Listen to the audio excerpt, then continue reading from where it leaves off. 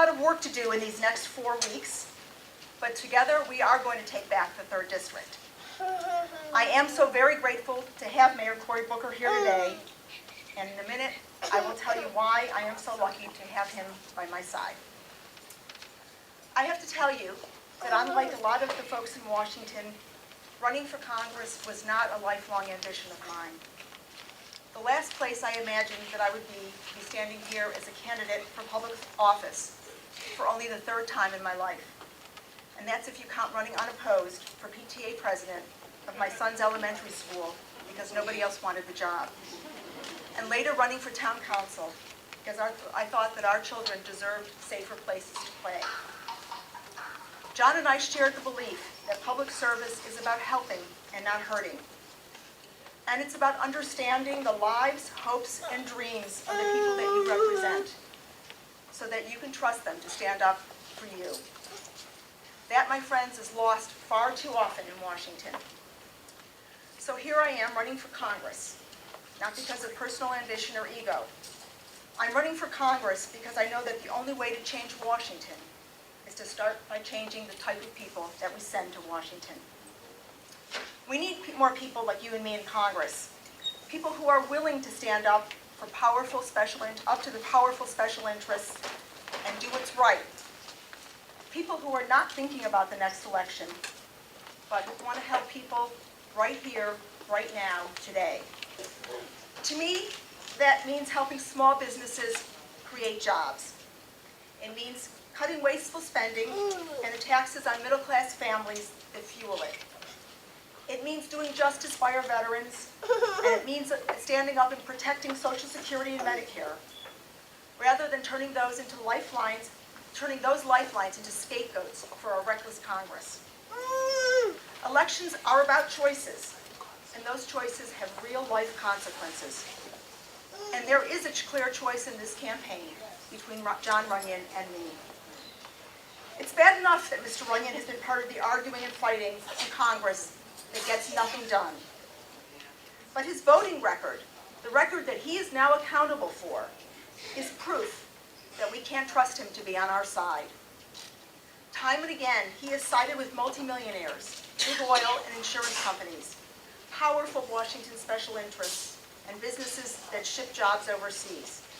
And it's been at the expense of middle-class families. We can't trust Congressman Runyon to stand up for senior citizens after he voted to end Medicare, as we know it, and make seniors pay an additional $6,400 for their health care, while giving millionaires another tax break of an additional $300,000 a year. That's not being on our side. We can't trust him to lower energy prices after he voted to give big oil companies $40 billion in taxpayer-funded subsidies, despite their record profits and all of us paying record prices for gas. He's not on our side with that one either. We can't trust him to stand up for middle-class families after he voted for a tax plan that cuts taxes on millionaires, but raises taxes by up to $3,000 on couples earning between $50,000 and $100,000 per year. Again, he's not on our side. We can't trust him to stand up for women after he sponsored legislation that would allow insurance companies to deny women access to birth control and basic preventive health care services. He voted to cut off critical life-saving health care for women that included cancer screenings like mammograms, and even voted to redefine rape. That's not being on our side. We can't trust him to help get our fiscal house in order either. When he had the chance to cut his own budget in his congressional office by 10%, he voted against it. And you can't trust him to help grow our economy. He has voted time and time again to give tax breaks to companies who ship jobs overseas. It's simple. If you are shipping American jobs overseas, you shouldn't be getting a tax break to do so. That's not on our side. And when he couldn't get his way, he voted to shut down the government, even though he's still expected to collect his own government paycheck. That's not being on our side. I see things quite differently than John Runyon, and I will be on your side. I will work to strengthen small businesses and give them the tools necessary to spark job creation. I'll work for a fair tax code that rewards hiring and new innovation, and that stops the rewarding of shipping American jobs overseas. Hear, hear. I will work to cut taxes on the middle class and end the tax giveaways and loopholes for big corporations. And I will work to cut spending and balance the budget without doing so on the backs of senior citizens by gutting Medicare.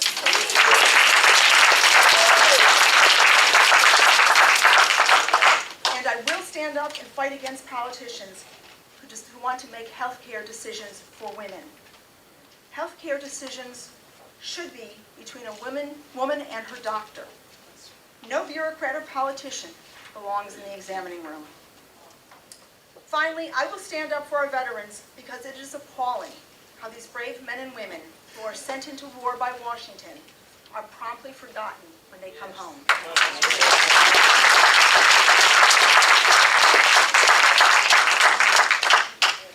Since John's passing, my sons and I have established a national fund in his name at Harvard University to study what we can do on a federal level to improve veterans' benefits and better integrate them back into civilian life.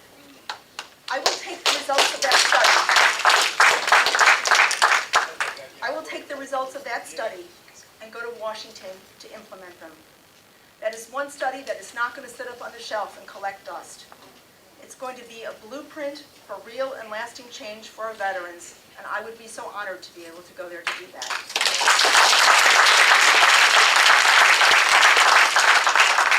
There is a clear difference in this campaign, and I sincerely and genuinely want to earn your trust, and I request respectfully your vote. As a mother of 4 sons, and having been both a working mom and a stay-at-home mom, I believe that my real life experience enables a different perspective that is lacking today in Washington. You might say that we need more moms in Congress, and as your Congress mom, I will fight with every fiber in my body to do right by you and your family each and every day.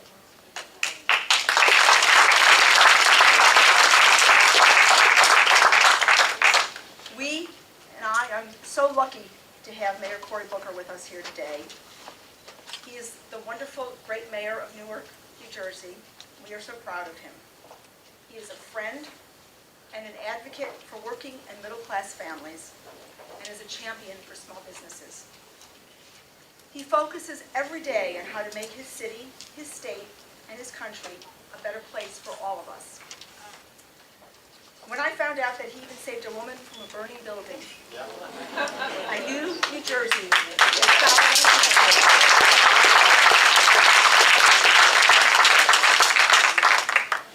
stop. Mayor Booker's leadership, his significant civic strides, has been recognized by numerous magazines and other media outlets, including being named to the 2011 Time 100, the annual list of the 100 most influential people in the world.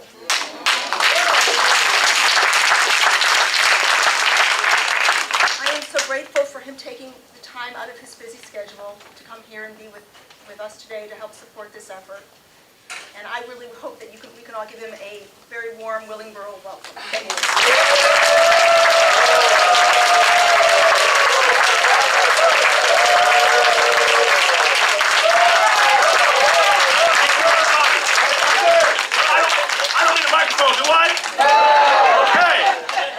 Well, we got to talk because I am very, very concerned. And I have to say I do what my president tells me to do. And so they have me tomorrow. I fly out to Nevada, to that swing state, to stump for the president. They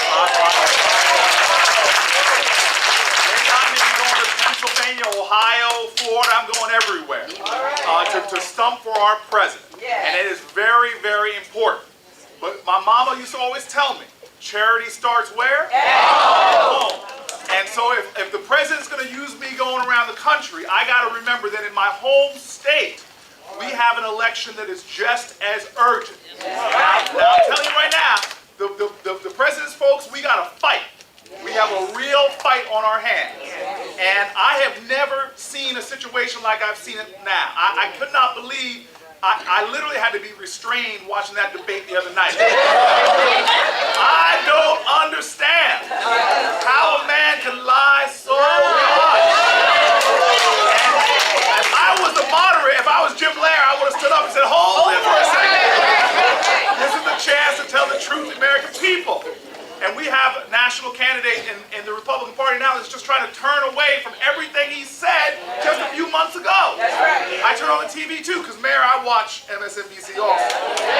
I went to college with Rachel Maddow, she's a friend of mine. And I don't understand how now he's even trying to walk away from his stance on abortion. But you see, I read.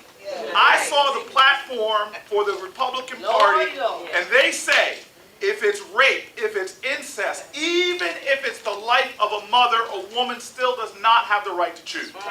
So what I say is you can talk right all you want, but don't try to walk left. Because the truth is the truth. But why is it so important that I am here today? I want to tell you the truth. If we do the right thing, we will win all of our electoral votes, will go to President Obama. That's not the challenge in the state of New Jersey. The challenge in the state of New Jersey is that our congressional delegation is adding to the problems of this nation. Because we have all of these New Jerseyans who represent, and by the way, right or left in New Jersey, most New Jerseyans kind of agree. We're all right there in the center.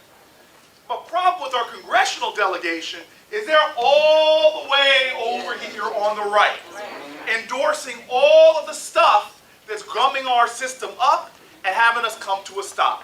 So I'm telling you right now, I've got a travel schedule for these next 4 weeks that is brutal, but I'm doing it for the president. But I told them right away, you need to give me time to come here and campaign for the humble heroes in our congressional delegation that are fighting the good fight against infidelity.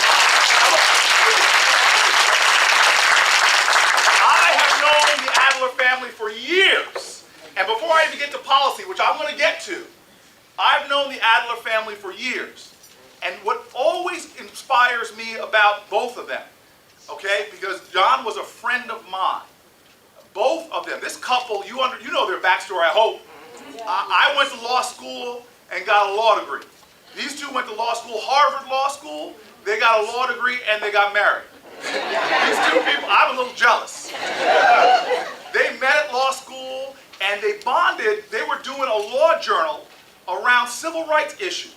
Everybody at Harvard talking about the Harvard Law Review. These two, back then, were focused and motivating on the issues that empower our community and our country to live up to its ideals. Because everybody in this room knows, we say it all, we love to say all of our national slogans and pledges and songs, but sometimes we got to slow down and hear the words we're saying. That's right. We say we hold these truths to be self-evident, right? That all men and women, may I add, Susan B. Anthony used to always remind people, okay, when it says we the people, it doesn't just mean the male people, it means all the people form this more perfect union. But what evident is, self-evident is that we're all created equal. But we still live in a nation where Congress people like she's running against are voting against or standing up against the equality of women. This is why I love my president, because thanks to the Democrats who supported things like the Lilly Ledbetter law that says that if a woman works the same job as a man, she gets the same pay.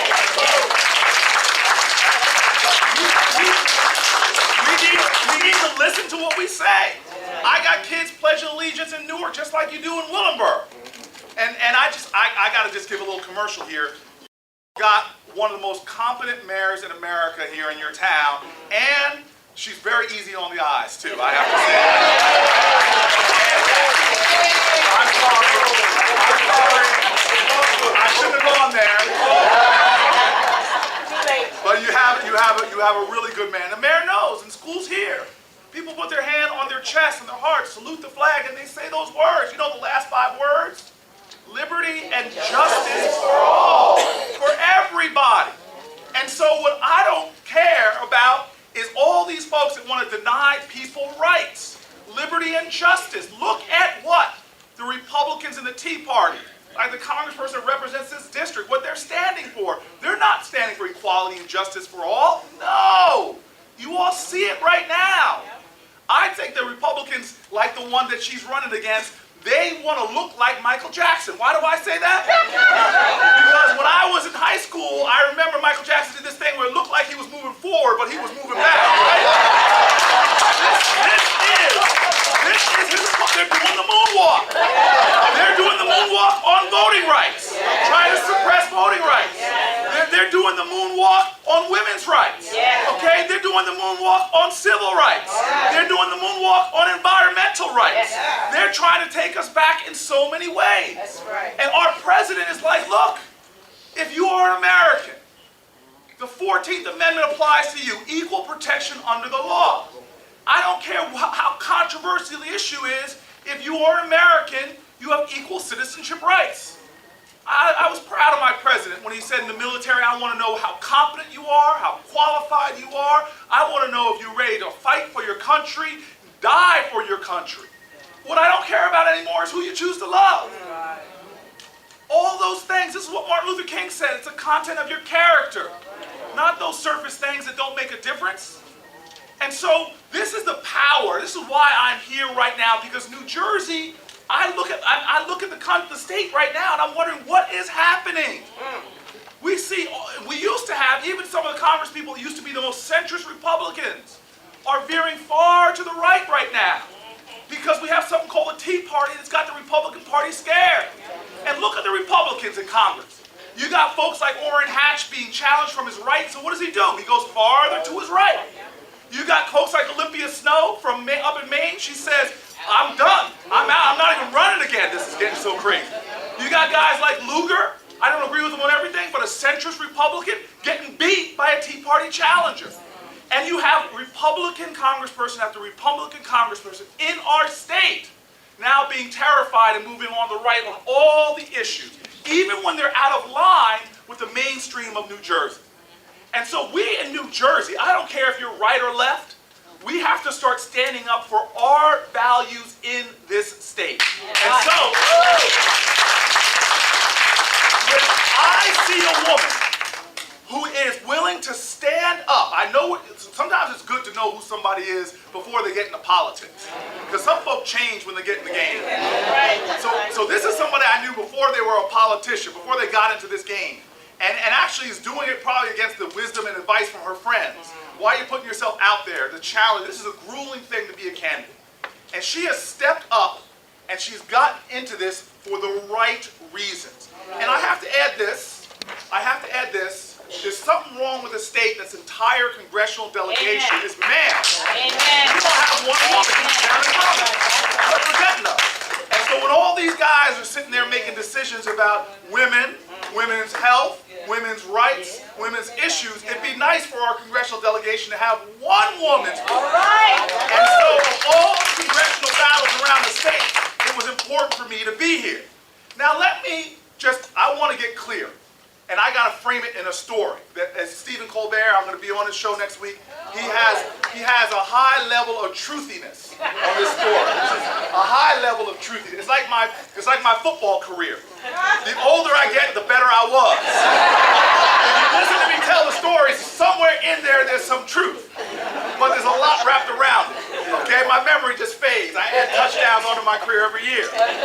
So this story has a high level of truthiness, and I have to ask the pastor to forgive me if I sit and tell him the story because it's about a pastor. Now, if I'm banned from his church, I understand why. I'll give penance and tithe it to you. In fact, Pastor Jefferson, my pastor, might have to miss the collection plate as I slide it on down. It's down here down south. But this is the story. There is a story about a church in Newark where there's these two boys that were cutting up like crazy. And everybody tried to intervene. The deacon tried to intervene. And the deaconess tried to intervene. The head of the choir tried. Nobody gets it done. Finally, the pastor, and I know my pastor understands this, right? And our good pastor here, sometimes you got to do it yourself. So he takes the two boys down to his office, leaves the younger boy on the side, puts the older boy, closes the door, puts the older boy in the chair around the desk. Now, I was one of these hard-headed boys. What's the old saying? Hard head makes for a soft. I had some pudding-like behind. It was soft when I was growing up. So this boy sits there. He's got, like me, I used to have when I was all arms crossed, facing a pout. He was just staring down the pastor. And the pastor was like trying to figure out how am I going to approach the situation. So he sat behind his desk staring the boy down. And the two of them had to stare. And finally the pastor says, let me try something different. And so he puts his hand on the Bible on the desk and just says in a baritone, low voice, he says, my son, tell me, where is God? And the boy, suddenly his eyes shoot open. And he looks afraid. He snaps to attention. And the pastor goes, I got something here. And I don't know about, Pastor, I don't know about you. But when my pastor feels like he's got it at groove, he sticks with it. He doubles down. And so he picks up the Bible. And now he waves it in the air and says with a little more depth to his voice, my son, tell me where is God? And now the boy starts shaking and trembling. He's grabbing the arms of the chair. And the pastor knows he's got it, so he's going to press it home. And he stands up, leans over the desk, and now he waves the Bible at the boy's face and says, with his deep southern pastoral roots rising to his voice, he says, my son, tell me now, where is God?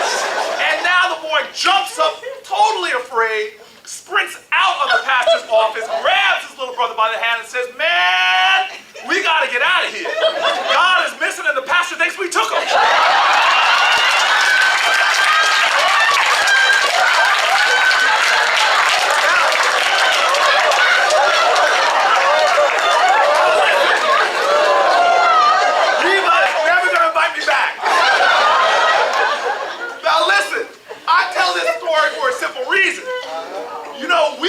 A tradition in America. A great man named Frederick Douglass said, for years, I prayed for my freedom, but I remained a slave. It wasn't until I prayed with my hands and I prayed with my feet that I found my salvation. Faith without works is what? Okay now. Now don't do what we've done in the past, where we sit back in what I call a sophisticated term, a state of sedentary agitation, which means we are on our couches yelling and screaming about what's going on. And I'm telling you right now, we don't need any more yelling and screaming. I get up, I'm the first person that's guilty in this group because I scream at my TV. I live alone. People think, who's Corey upstairs screaming at? I'm screaming about what Rachel just said. I said, dear God, are they doing this now? But this is my problem, is that when I went to vote in 2008, it was a historic moment for our nation, for our state, and for our city. Historic for two reasons. Not just because we elected Barack Obama, that's history. Historic for me because I saw turnouts to vote like I had never seen before. And I walked to the end of the line, and I don't know, your mayor here, she probably, you all probably treat her nicer than they do in my city. But I don't know if they did this to her, but I get up to go vote, and the woman at the end of the line sees me, and you all would think, it's a long line wrapped around the building, you all a little bit more genteel down here in Willenboro. In Newark, that's why I love my city, we keep it real. The woman on the end of the line looks at me and says, not hi, Mayor, not how you doing, Corey. She puts her hand on the hip and says, don't you think you're cutting in line now? I don't care who you are. You ain't special. You're waiting with the rest of us. And my phone starts blowing up. They're asking me, where are you, Mayor? What are you doing? Where are you? You got places to go. My staff is yelling at me. I yelled back at them. I said, what do you think, I'm special? I'm going to wait just like everybody else. 1 year later, I go to vote. Yes, ma'am. You know the election it was. It was an election for governor. 1 year later, I go up there to vote. Nobody's there. The poll workers look lonely. They're like, man, thank God you're here. Stay a little while. Tell us one of your outrageous stories, please. So this is my point to you. We have the right candidate. I'm not worried about her. I've studied up. Before I come down, I have my staff pull everything. She is right across the board on the issue. All right.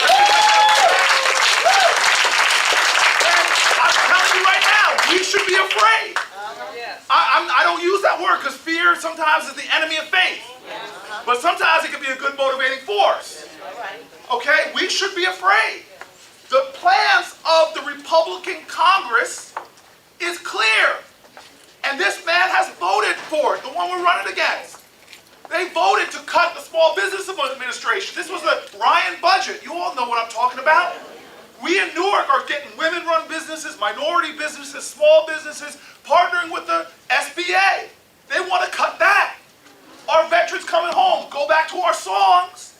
How does it end in our national anthem? Home of the brave. Well, you know what?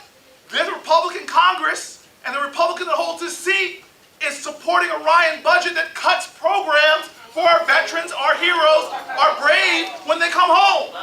It's ridiculous. Know her issues, please. If you value the ideal in America, then when you work hard all your life, you raise kids, you support your community, you support your church, you volunteer, and you work your whole life. The idea of America is that you can retire with security and dignity. Now, I don't understand how this ideal that goes all the way back to FDR, thank you, my brother, thank you. God bless this man. I want to hear you. All right. FDR said it. We're establishing a system of security for our seniors that should last as long as our nation. That when a senior citizen retires, of all the people, they should be able to retire with dignity and security. That's it. The rest is up to you. Dignity and security, we provide that. The rest is up to you. Now, I see clearly a challenge to that. Clearly. You see, this is not make-believe.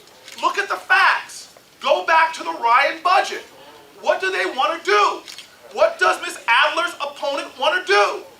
They want to take Social Security system and privatize it. No. They want to take a Medicare system and voucherize it. No. And this is what gets me with the lies. I'm listening to Romney on that debate, getting all upset when he talks about Obama cutting the system. Obama wants to defend the system, but I'm telling you right now, without Ms. Adler in Congress, Obama could want to do all that he wants to do.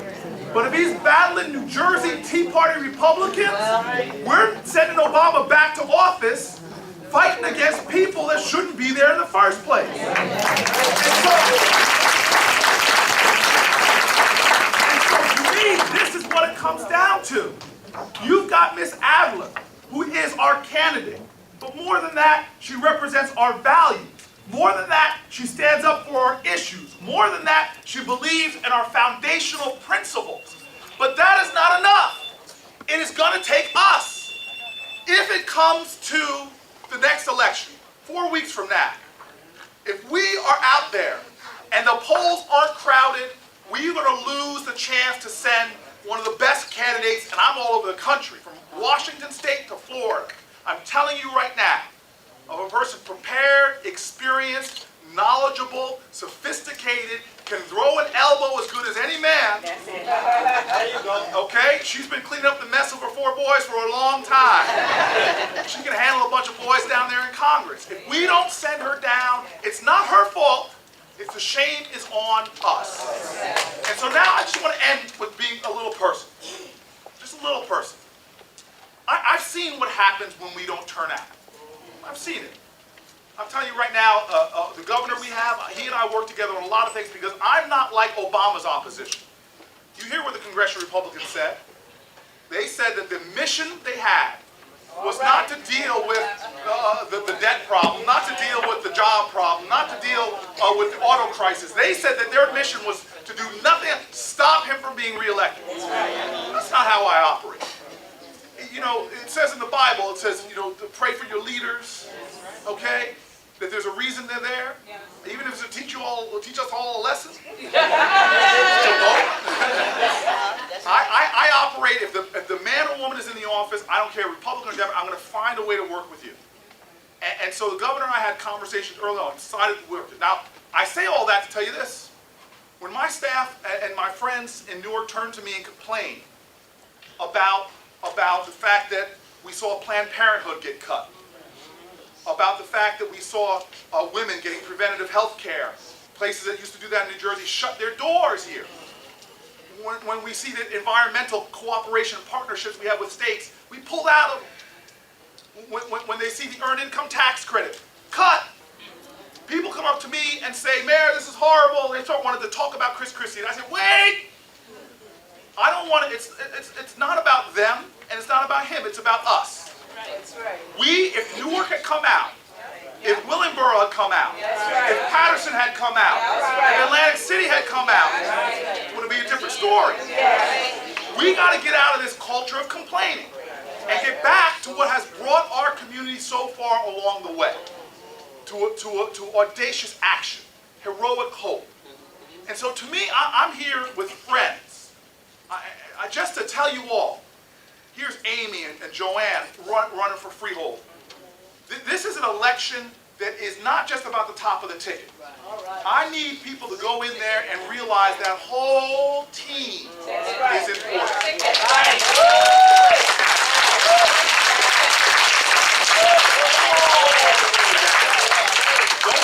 I want you to go in there with enthusiasm to vote for soon-to-be Congressman Adler. But I want you to go, don't please forget Amy and Joanne, please. Don't forget, I want those freeholders in too. Okay? But this is really what I want you all to remember. This is a nation that we're here not because of elected officials. We're here because of the people of this community.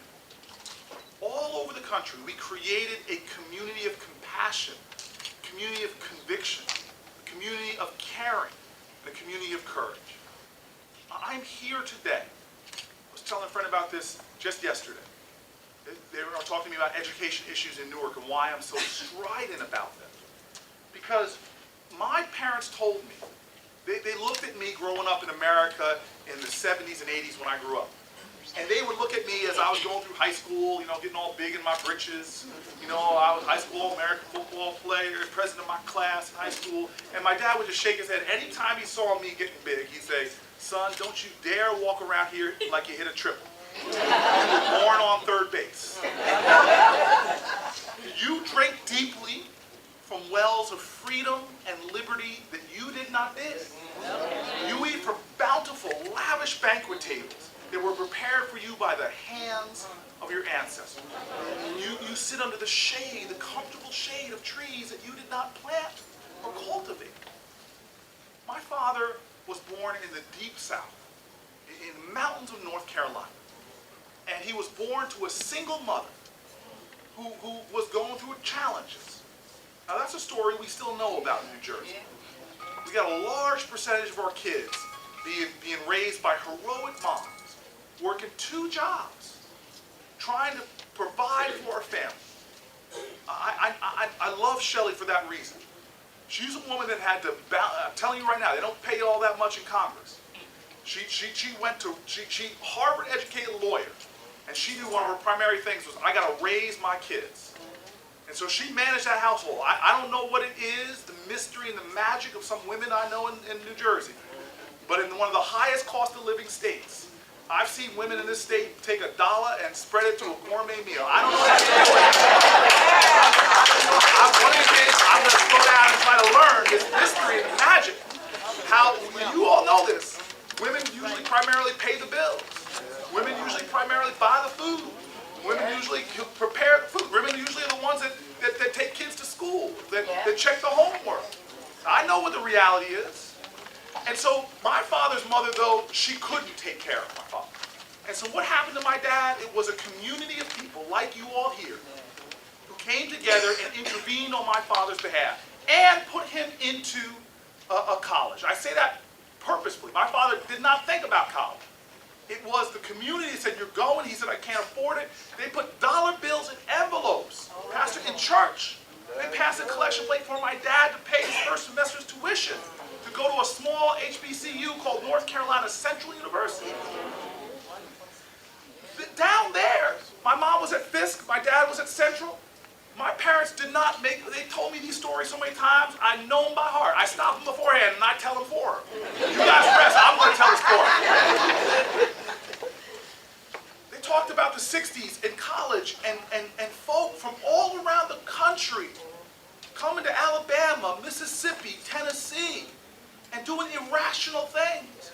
Black folk and white folk together, arm in arm, hand in hand, doing stuff we take for granted, registering people to vote. You guys know Goodwin, Cheney, Schwarner, you remember what happened to them? Then my parents told me that it was that same spirit of community that came together when they got to Washington, D.C.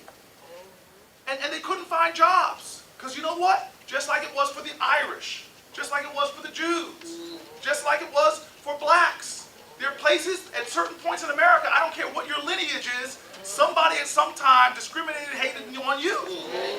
We see it now with some of my Muslim brothers and sisters here that are just as American as I am.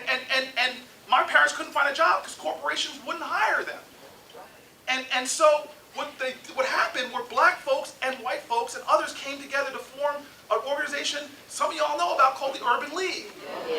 And they worked to get my parents their first jobs as some of the blacks that were breaking barriers. My dad was one of the first blacks hired by an oil company, by a department store, and then the two of them started working for this amazing, amazing small tech firm, you all might have heard of it, called IBM.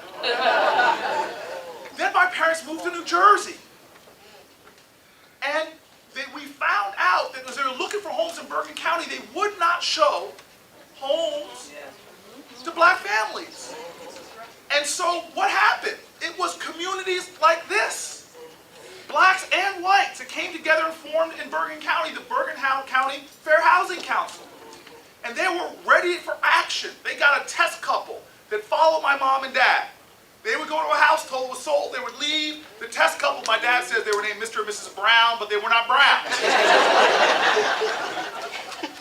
My parents fell in love with this one home, told it was sold. The Browns came, found out it was still for sale. They put a bid on the house. On the day of the closing, the Browns didn't show up. My dad and a lawyer, I don't even know this guy's name, show up for the closing. The real estate agent hears he's been caught in a sting. He stands up and didn't say anything like, "You got me." He stands up and punches my dad's lawyer and sticks a dog on my father. Now the size of the dog in the story has changed over the years. I am my father. But this is my life. I grew up in this small town in New Jersey with parents that never wanted me to forget all that had to happen to get me where I am. Now, some folks now in politics want to forget that. Some folks now have this attitude that we are some country that's some laissez-faire, dog-eat-dog, everybody for themselves nation. Let's let free enterprise. I'm a big free enterprise guy, but they don't really say free enterprise. This is a different kind of free. Not only are we going to let oil companies like be free to compete, but we're going to give them more tax breaks. I'm sorry, this is what Shelley Adler's running against. Somebody voted for this stuff. These folks now in Congress on the right in the Tea Party forgetting that the story of America is a declaration of independence, but it's also spiritually a declaration of interdependence, where we all need each other. We all work well together. That when you extend out a hand, it doesn't weaken you, it strengthens you. And that the only time you should look down on somebody is when you're helping them up. Because when one person stands, it lifts them all up a little bit more. This is the story of America. This is the story of Shelley Adler. Understanding that what King said in a jail cell in 1963, way back then, is so right now, that we're all caught in an inescapable network of mutuality, tied in a common garment of destiny. This is what this election is about. Can we keep that spirit thriving? That understands that government programs like the GI Bill are actually not just government outlays, they're investments in our future. They understand that government infrastructure projects like the Hoover Dam are not just big government spends, no, they're investments that are still providing energy and opportunity from California to Nevada. This is what we're fighting for. Is that when you provide affordable housing and get somebody off the street, it's actually cheaper to put them in supportive housing than have them use our hospital emergency rooms every time they get sick. this is the understanding that when we all go together, you know the African proverb, if you want to go fast, go alone. If you want to go far, go together. And so let me end with this, because the largest North American poetry festival is in, somebody's getting all excited in the back. Newark this weekend is hosting the Dodge Poetry Festival. I'm proud about what's happening in Newark. Our first new hotels in our downtown in 40 years, our first new office towers in 20 years. We're seeing businesses come in. You all should brag about New Jersey. The North American headquarters in Newark, and you all, just a little data point before I end with my poem, know this now, I want you all to brag when you talk to people from Pennsylvania, that the wine capital of America now is no longer Napa Valley. Come on. It is Newark, New Jersey, because Nana Shevitz has moved their headquarters to Newark.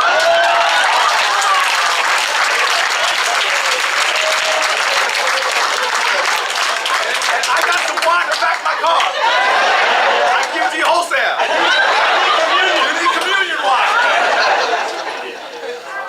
So I want to end with this one little poem by a great American poet who talked about calling to the spirit of our country at a time in the 60s that we were facing challenges. And he was a poet that spoke to this idea that we don't just say the words, but we live them. We've got to swear an oath, not with our mouths. There's a great theologian that once said, everywhere I go I preach the gospel, but only sometimes do I use words. Okay? I believe, you forgive me, I'm a deep man of faith, but I really do believe, you know, if anybody knows, Shelley knows this, but the Constitution doesn't talk about separation of church and state. Nowhere in there is it.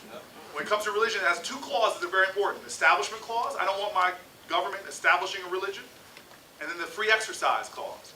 Now, I always say if the Constitution says they can't battle our free exercise of religion, I told this in my church on Sunday, I said we need to get up there and exercise our faith, not with our words, but through our service, through our kindness, through our activism, through our volunteerism. Let them know who you are by the love that you render. And so this is a poem my parents used to read me in bed to my brother and I, calling to that spirit of activism. And so here it is, and then I'm gonna finish. But here it is. Forgive me, I love poetry, and my poetry is a little bit better than my jokes. This is a poem by Langston Hughes. And he said, "Oh, let America be America again. The land that never has been yet, but yet must be. The land where everyone is free. The poor man, the immigrant, the Indian, me. Who made America? Whose sweat and blood, whose faith and pain, whose hand at the foundry, whose plow in the rain, must make our mighty dream live again. Oh yes, I say it plain. America never was America to me, but I swear this oath, America will be." My dear friends, please understand, the fight for our country continues. The dream still demands. The call to our conscience and our courage and our consistency of love is still eminent. This election is about manifesting the truth of our country. And I know of only one way in the next 4 weeks for this area, for this district to scream with a clarion call of clarity and conviction of who we are in this nation. It's by not letting the continuance of our Congress go to the right, but to put a woman down there who represents all of us, our spirit, our values, and the best of America. Please, let's elect Shelley Adler.